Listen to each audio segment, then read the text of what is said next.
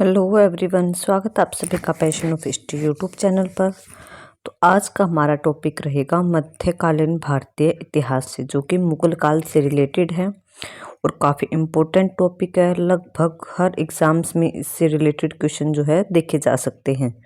Theory में भी देखा जाता है और ऑप्शन क्वेश्चन जो होते हैं वन लाइनर, उसमें भी इससे इम्पोर्टेंट फैक्ट जो है क्वेश्चन के रूप में आते हैं। तो आज हम करने वाले हैं राजनीतिक संस्थाएं, मनसबदारी एवं जागीरदारी प्रणाली, जो कि मुगल काल में थी।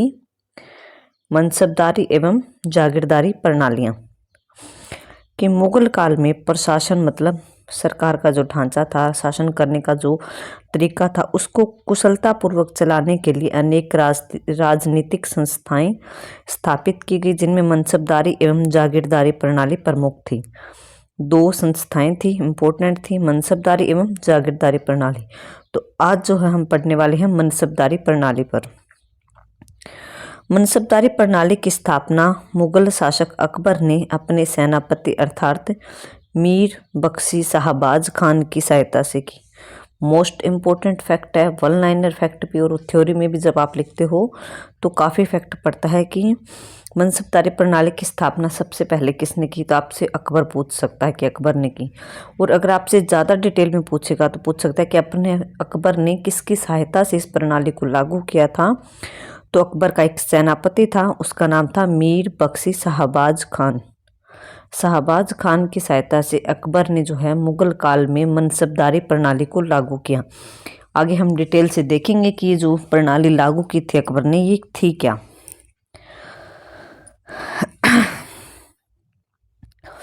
हालांकि वी स्मिथ और परमात्मा शरण जैसे इतिहासकारों का मानना है कि हुमायूं के समय भी मनसबदार थे और इस प्रणाली की प्रेरणा जो है वो ईरान से ली गई थी। ये भी पूछ लिया जाता है कई बार कि जो मनसबदारी प्रणाली अकबर ने अपनाई थी, इसकी प्रेरणा कहाँ से ली गई थी। तो ईरान, जो कि एक दूसरा देश था, वहाँ से ली गई थी। तो ये इतिहासकारों ने अपने अपने मत दिए हैं इस पर। शेरशाह किस में भी यह व्यवस्था किसी न किसी रूप में प्रचलित रही थी। शेरशाह सूरी, जो कि अफगान शासक था, उस किस में भी कहीं ना कहीं ये प्रचलित थी, लेकिन इसका जो अच्छा रूप, एक व्यवस्थित रूप जो उभर कर सामने आया, वो अकबर किस में आया था। परंतु अकबर ने मनसबदारी प्रणाली को सुव्यवस्थित ढंग से लागू किया, मतलब अच्छे तरीके से जो उसने है इस प्रणाली को लागू किया। उसने नागरिक और सैनिक अधिकारियों को उनकी स्थिति के अनुसार मनसब, मतलब मनसब का अर्थ क्या होता है, पद, की पद प्रदान किए थे। अकबर ने अपने दरबार में जो अधिकारी थे उनको उनकी स्थिति के अनुसार, उनकी योग्यताओं के अनुसार उनको पद या फिर मनसब दिए थे। दरबार में उनका पद और स्थान निश्चित कर दिया कि ये किस पद पर कार्य करेंगे और इनका स्थान कौन सा है दरबार में, क्योंकि मुगल काल में जो उसमें जो दरबारी होते थे, दरबार में रहने वाले लोग थे, उनको पद और स्थान दिए जाते थे। राजकुमारों और बड़े बड़े अधिकारियों से लेकर कवियों, पहलवानों इत्यादि को भी मनसब प्रदान किए जाते थे।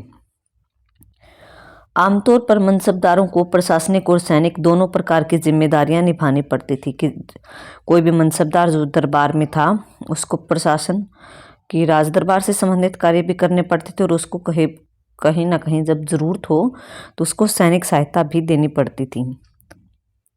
उन्हें अपनी सेवाओं के बदले जो है नगद वेतन दिया जाता था इन मनसबदारों को। परंतु कुछ वर्षों बाद मनसबदारों को नगद वेतन के बदले जागीर क्या होती है, भूमि का टुकड़ा, कि एक ज़मीन दे दी एक जगह की, कि तुम्हारी जो है इनकम या तुम्हारी जो सैलरी है, इस ज़मीन से जो भी फसल उत्पन्न होगी उससे जो पैसा आएगा वो तुम्हारी सैलरी होगी। तो ज़मीन का टुकड़ा भी दिया जाने लगा। उसमें विशिष्ट, मतलब खास लोगों को तनख्वाह जो थी वो जागीर, वतन जागीर, मशरूत जागीर या फिर इनाम जागीर इत्यादि जागीरें प्रदान की जाती थी, मतलब भूमि के टुकड़े उनको दिए जाते थे।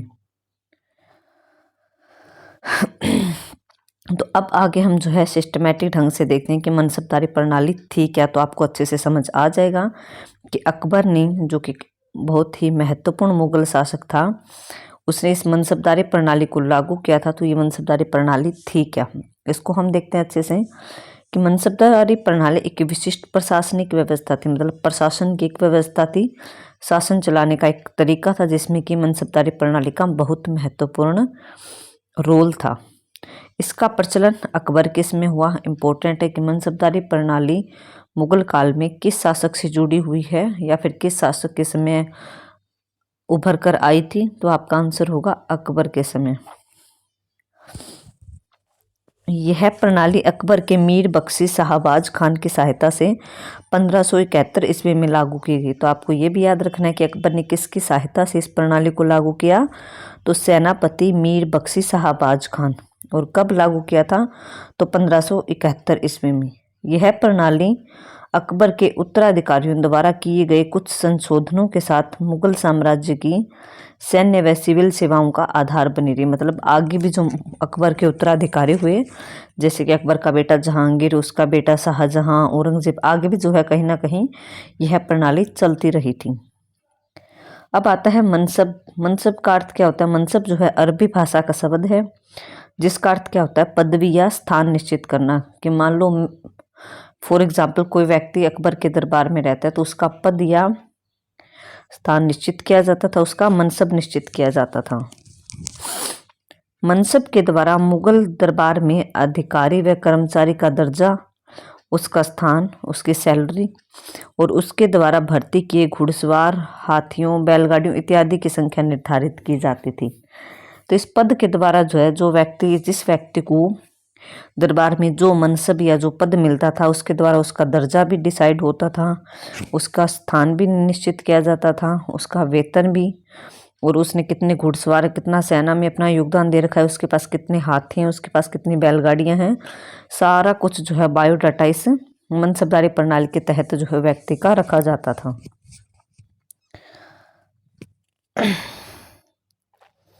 कि मुगल साम्राज्य में प्रत्येक मनसबदार को प्रशासनिक अथवा सैनिक जिम्मेदारियां भी सौंपी जाती थी। उनको प्रशासन के भी काम करने होते थे, राज्य के कामकाज भी करने होते थे, साथ में उनको सैनिक जिम्मेदारियां भी निभानी पड़ती थी। दूसरे अर्थों में मनसबदारी व्यवस्था जो एक ऐसा सहवर्ग था जिसमें दीवानी व सैनिक दोनों प्रकार के दायित्व शामिल थे। दीवानी मतलब राजकाज से संबंधित और सैनिक कार्य भी उनको पूरे करने पड़ते थे। मुगल काल जो था प्रारंभ में सशस्त्र सेनाओं का विशेष महत्व होते हुए भी केंद्रीय सेना की अवधारणा विकसित नहीं हो पाई, जिसके कारण प्रशासनिक गतिविधियों, कानून और व्यवस्था की स्थापना के लिए ऐसे सैनिक सरदारों पर निर्भर रहना पड़ता था जिनके पास सशस्त्र सैनिक टुकड़ियां होती थी। मतलब कि मुगल काल के प्रारंभ में जो है सेना केंद्र के पास इतनी नहीं होती थी।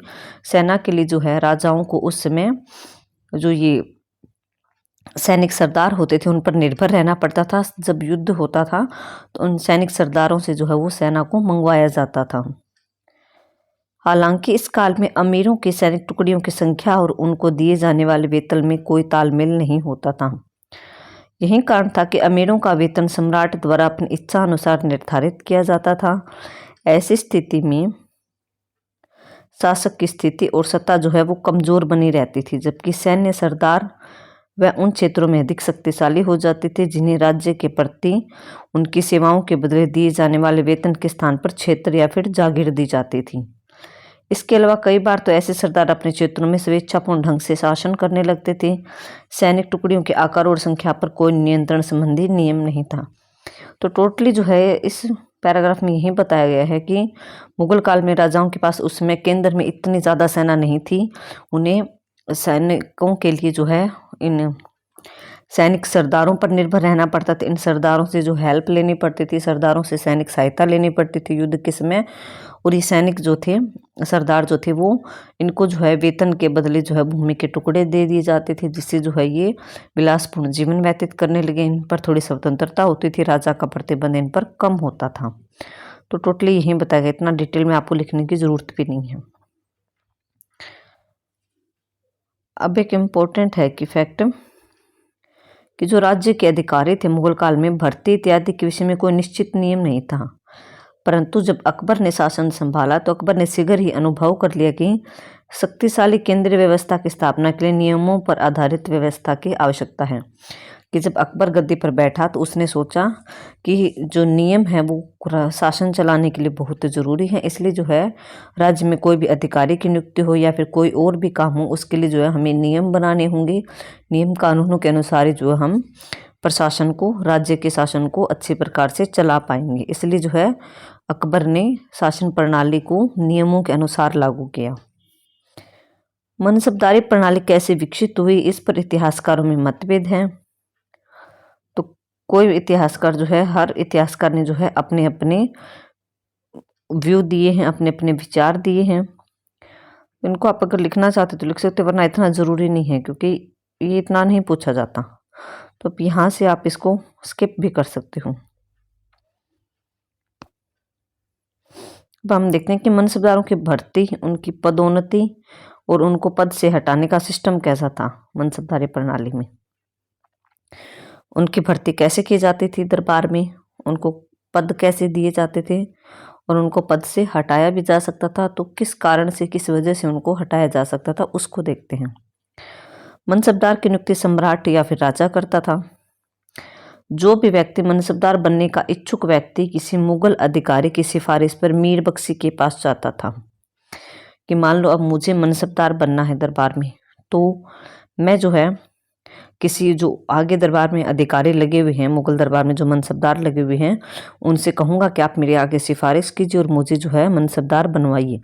तो सिफारिश पर जो है मीर बख्शी के पास जाया जाता था। तो मीर बख्शी जो है आगे उसे सम्राट के पास ले जाता था, अर्थात अकबर के पास ले जाता था।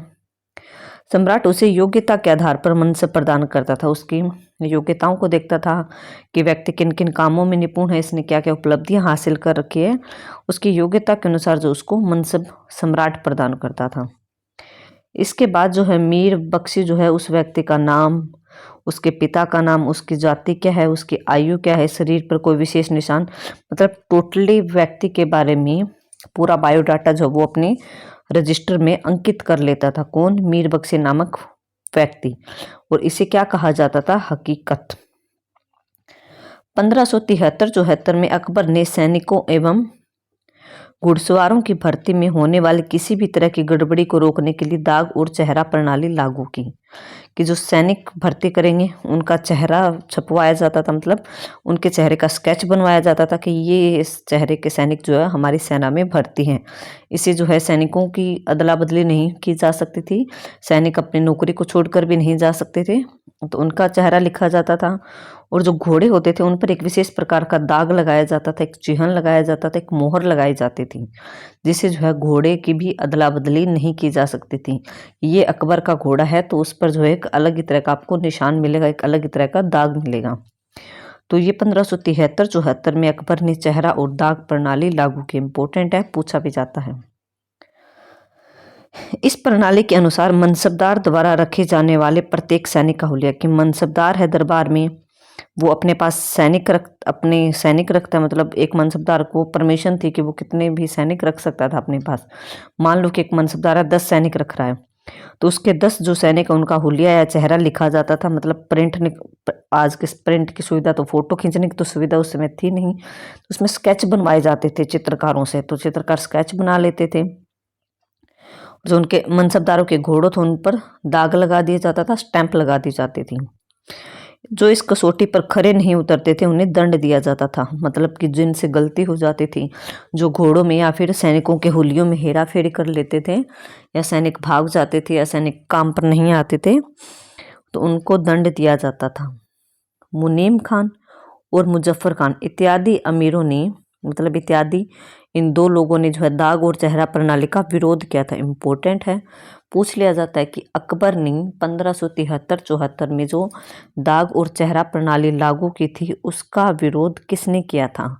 तो मुनीम खान और मुजफ्फर खान इत्यादि अमीरों ने। ये जो है मुगल काल में सरदार थे, थोड़े अमीर थे, इनके पास थोड़े पैसे थे, तो ये विरोध कर रहे थे अकबर की इस प्रणाली का। मिर्जा अजीज कोका की शाही आदेश का उल्लंघन करने पर अवनति कर दी गई थी। मुगल सम्राट विशेष अवसरों पर, जैसे युद्ध से पहले या युद्ध के बाद, सम्राट के जन्मदिन या ताजपोशी के दिन, या फिर त्योहार के समय, और मनसबदार के किसी पद के खाली होने पर मनसबदारों की पदोन्नति कर देते थे। कि जो सम्राट था वो मनसबदारों की नियुक्ति या फिर उनको पद कब प्रदान करता था? कोई विशेष फंक्शन होता था, जैसे कि कई बार युद्ध पर जाना होता तो उस समय मनसबदार को पद दे देते थे, या फिर युद्ध जीत जाने की खुशी में, या फिर जिस दिन सम्राट का या राजा का जन्मदिन होता था, या सम्राट की ताजपोशी होती थी, मतलब कोई भी विशेष फंक्शन होता था, उस समय जो है मनसबदारों को उनके पद अनाउंसमेंट करके पब्लिकली उनको वो पद या स्थान प्रदान कर दिए जाते थे। सम्राट जब चाहे किसी भी मनसबदार का मनसब या उसका पद छीन सकता था अथवा मनसबदार को पद से हटा सकता था। मतलब ये एक टाइप की नौकरी थी दरबार में कि कोई भी व्यक्ति को अगर मनसब दरबार में प्रदान किया गया है तो सम्राट की इच्छा तक जो है वो उस मनसब के साथ रह सकता है, उस पद पर रह सकता है। उसके बाद जो है सम्राट उसको उस पद से अपनी मर्जी से हटा भी सकता था। अब सैनिकों और असैनिकों के लिए मनसब या पद के जो सैनिक थे उनको कैसा मनसब मिला हुआ था, और जो असैनिक थे मतलब जो सेना में भर्ती नहीं थे उनको मनसब कैसे मिला हुआ था।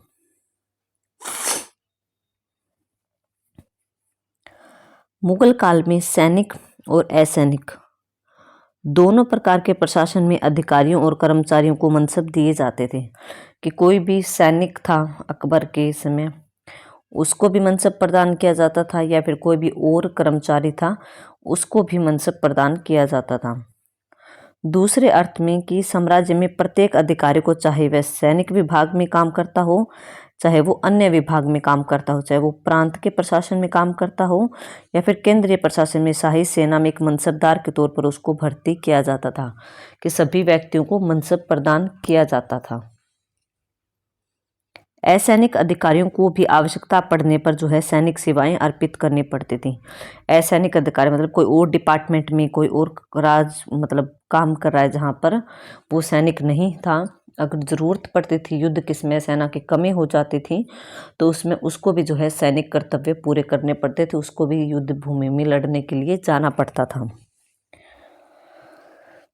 मुगल काल में बीरबल जैसे कवि, टोडरमल जैसे दीवान और अबुल फजल जैसे इतिहासकारों भी युद्ध में सेनाओं का नेतृत्व करना पड़ा था ज़रूरत के समय। कि मुगल काल में जो बीरबल था अकबर का दरबारी कवि, टोडरमल था जो कि दीवान के पद पर कार्य करता था अकबर के दरबार में, अबुल फजल जो कि इतिहासकार था, उनको भी ज़रूरत के समय जो है सेना का नेतृत्व करना पड़ा था।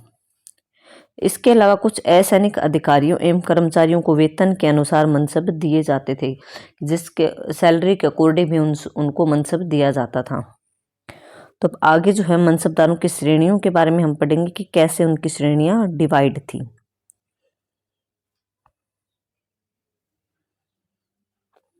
मनसबदारों की श्रेणियां। मनसबदारों का सबसे छोटा दर्जा 10 का होता था कि अगर किसी को 10 मनसबदार का दर्जा मिला हुआ है, और सबसे ऊंचा दर्जा था वो 5000 का होता था। अकबर के शासनकाल के उत्तरार्ध में मतलब जब अकबर का शासन टाइम पीरियड चल रहा था 1556 से 1605 तक, तो उसके उत्तरार्ध मतलब आधे से ज़्यादा समय के बाद जो है सबसे ऊंचा मनसब 12000 का हो गया। हालांकि 5000 से ऊपर के मनसब केवल राजकुमारों को ही दिए जाते थे, जो अकबर के रिश्तेदार थे, उसके बेटे थे या उसके अन्य कोई भाई भतीजे थे, उनको ही 5000 से ऊपर का मनसब दरबार में दिया जाता था। 1579 में सर्वोच्च मनसब 10,000 का कर दिया गया। शहजादा सलीम जिसका नाम जहांगीर था उसको 10,000 का मनसब, और मुराद को 7,000 का और दानियाल को 6,000 का मनसब दिया गया था। तो 1585 में सर्वोच्च मनसब जो है बढ़कर 12,000 कर दिया गया। तो 1579 जो है स्टार्टिंग से सबसे सर्वोच्च मनसब था 5,000 का। उसके बाद 1579 में सर्वोच्च मनसब हो गया 10,000 का। उसके बाद 1585 ईस्वी में जो है सर्वोच्च मनसब हो गया था 12,000 का। अब अमीरों को भी 6,000 से 7,000 के मनसब दिए जाने लगे। 1602 ईस्वी में सलीम को 12,000 का तथा अजीज कोका को 7,000 जात और 6,000 सवार का। 1605 ईस्वी में मानसिंह को 7,000 का मनसब प्रदान किया जाता था। ये इतना एग्जाम में नहीं पूछा जाता कि किसको कितना मनसब मिला हुआ था, मतलब इतना एग्जाम्स में नहीं पूछा जाता, लेकिन आपको फिर भी ये टॉपिक समझने के लिए जो इनको याद रखना पड़ता है कि किस किस समय जो है जात पद में या सवार पद में जो है मनसब के पद में बढ़ोतरी हुई और किसको कितना दरबार में मिला हुआ था। मोस्टली आपको सलीम का याद रखना है, मान सिंह का, इनका याद रखिए। मुगल काल में मनसबदारों को विभिन्न श्रेणियों में भी बांटा हुआ था। अबुल फजल के अनुसार अकबर के इसमें मनसबदारों की कुल 66 श्रेणियां थी, मतलब 66 उनके स्थान थे। पहले स्थान के मनसबदार, दूसरे नंबर के मनसबदार, तीसरे, ऐसे करके 66 नंबर तक संख्या पहुंच गई थी। परंतु आधुनिक इतिहासकारों के अनुसार अकबर के इसमें मनसबदारों की श्रेणियां 33 से ज़्यादा नहीं थी। ये अलग अलग इतिहासकारों के अलग अलग मतभेद दिए हुए हैं।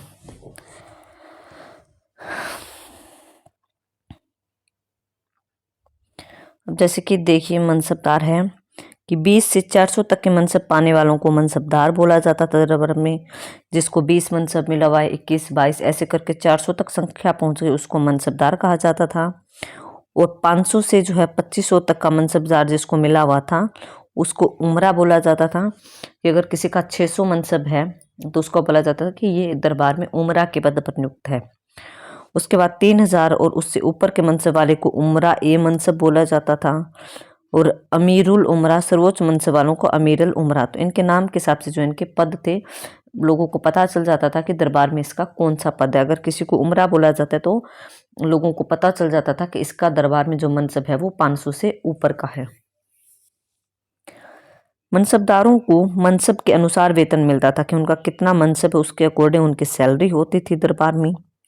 मनसब के अनुसार उन्हें अपने पास घोड़े रखने होते थे, सैनिक रखने होते थे, हाथी रखने पड़ते थे, ऊंट रखने पड़ते थे इत्यादि, जो वो भर्ती करने पड़ते थे अपने पद के अकॉर्डिंग।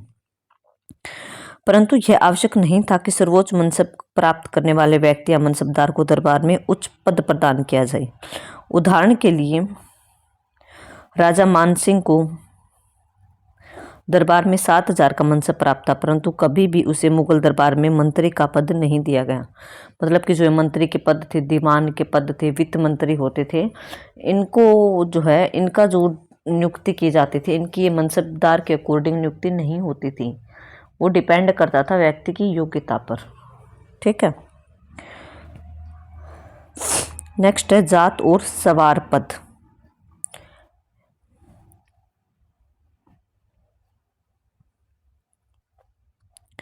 मनसबदारों को जात और सवार पद प्रदान किए जाते थे। ये पद 1595 से 96 में जारी किए गए। इससे पहले जो है ये जात और सवार पद मनसबदारों को नहीं दिए जाते थे।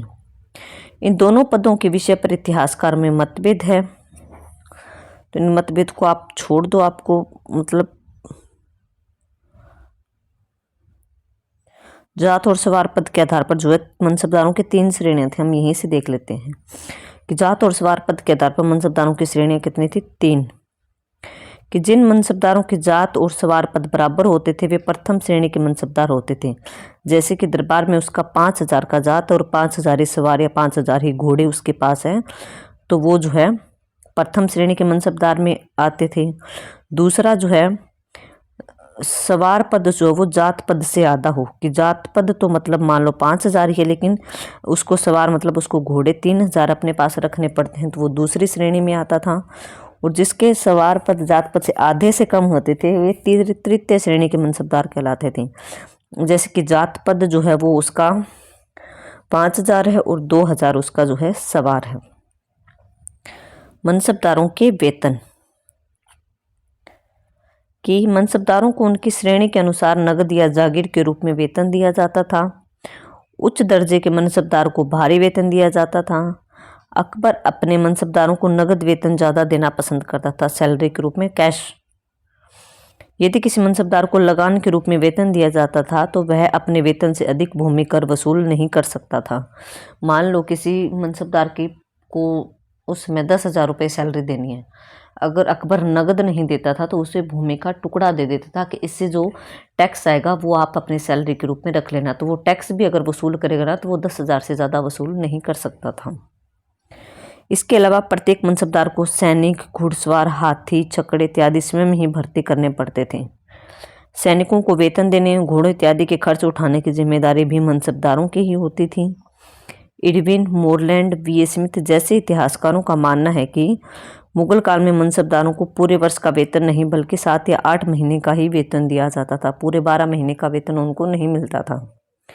परंतु L.A. श्रीवास्तव एक इतिहासकार, उनके अनुसार जो है मनसबदारों को पूरे के पूरे 12 महीने का वेतन उनको दिया जाता था। अभी मनसबदारों का वेतन दिया गया है कि कितना वेतन किसको मिलता था, तो ये इतना इम्पोर्टेंट नहीं है। प्रथम श्रेणी, द्वितीय श्रेणी, तृतीय श्रेणी और सैनिकों का खर्चा काट के जो उनको पद के हिसाब से कितना वेतन था।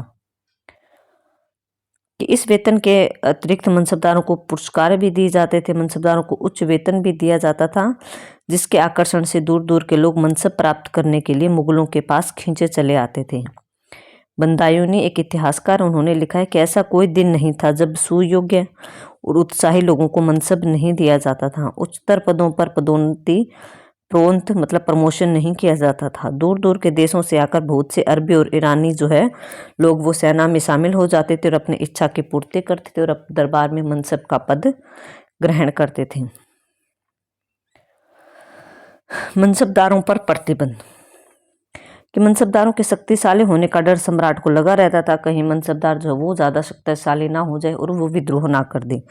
इसलिए जो एक मोटी रकम क्योंकि उनको वेतन के रूप में मिलती थी और दूसरी उनके पास सेना भी होती थी, अतः अकबर ने इन मनसबदारों पर कुछ प्रतिबंध लगाए, रोक लगाई। उसने मनसबदारों के लिए जब्ती प्रथा शुरू कर दी। इसके अनुसार जब किसी मनसबदार की मृत्यु हो जाती थी तो उसकी सारी की सारी संपत्ति को शाही खजाने मतलब राज्य के खजाने में मिला लिया जाता था, उसकी फैमिली को वो संपत्ति नहीं दी जाती थी। कोई भी मनसबदार अपनी संपत्ति को अपने पुत्रों को उत्तराधिकार में नहीं दे सकता था। इसके अलावा 3 या 4 वर्ष के बाद मनसबदारों के तबादले दूर दराज के क्षेत्रों में कर दिए जाते थे, कि मनसबदार जो है उसको 5-6 साल के लिए एक जगह की भूमि दे दी जाती थी कि यहाँ से आप अपना सैलरी ले लेना और अपने सैनिकों का और घोड़ों का खर्च उठा लेना। उसका 3-4 साल बाद जो उसकी बदली कर दी जाती थी। और मनसबदार के घोड़ों को भी दागा जाता था, सैनिकों का भी हुलिया लिखा जाता था, ताकि कोई भी मनसबदार घोड़ों और सैनिकों की भर्ती किसी भी प्रकार की हेराफेरी ना कर सके। इसके अतिरिक्त समय समय पर मनसबदारों को अपने सैनिकों और घोड़ों को मीर बख्शी जो था मंत्री, उसके सामने जांच पड़ताल निरीक्षण के लिए भी आना पड़ता था। और गुप्तचरों को भी रखा जाता था कि वो मनसबदारों की जो गुप्त सूचनाएं हैं उनको सम्राट तक पहुंचाता रहे। और जैसे ही लगता कि कोई भी मनसबदार भ्रष्ट है, कामचोर है या भ्रष्टाचारी है, उसके मनसब को छीन लिया जाता था। तो इस प्रकार जो अकबर के समय मनसबदार बंटे हुए थे, उन पर प्रतिबंध भी लगे हुए थे, उनको अच्छी सैलरी भी दी जाती थी, उनकी नियुक्ति कैसे होती थी, इसके पूरे के बारे में जो हमने अच्छी डिटेल से पढ़ लिया है। अब अकबर के बाद की मनसबदारी प्रथा कैसे हुई उसको जो हम नेक्स्ट क्लास में करेंगे। तो आई होप आपको मनसबदारी जो प्रणाली है अकबर के समय वो समझ आई होगी। अगर आपको समझ आती है तो प्लीज़ मुझे कमेंट सेक्शन में कमेंट करके बताना कि आपको क्लास कैसी लगी। और अगर आपको क्लास अच्छी लगती है तो प्लीज़ क्लास को लाइक करें, शेयर करें और चैनल को सब्सक्राइब जरूर करें। Okay, thank you everyone.